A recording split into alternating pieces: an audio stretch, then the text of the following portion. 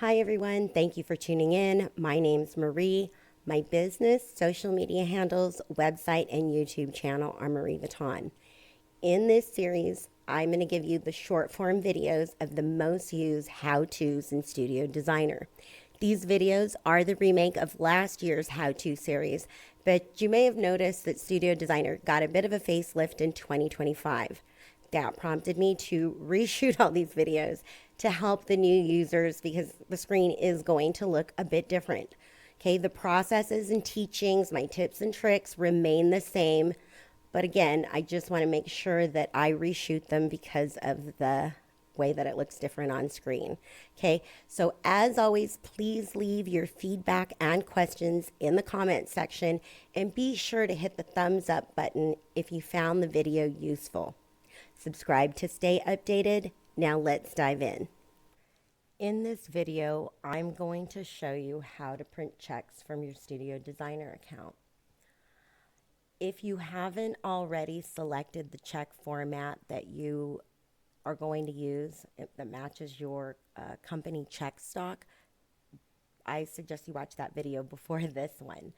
Once you know that your check stock is selected, you can see here that we have a purchase order to pay to cut a check for. And I'm going to go ahead and make a payment to the Amex, okay? You can see that that's blank. I want it to print, and we're just going to pay the same amount.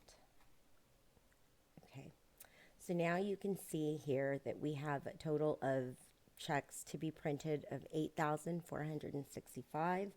Those two checks are these, $5,000 here, $3,465 to the PO.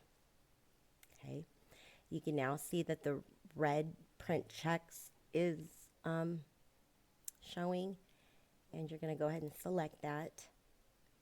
And it is defaulting to the check format that I selected. If you didn't like that one, you can choose a different one. If you wanted to isolate and only print one check at a time, you could do that. You can do that a number of ways, but from this, you can go ahead and just print them both by preview or print. If you were satisfied, I usually like to see it. I usually will also keep this as a PDF. I just save them all, so if there's ever a problem, I know what checks we cut. So you can see here that these two checks are ready to print. So if you're happy with that, you can print them or save them. Okay.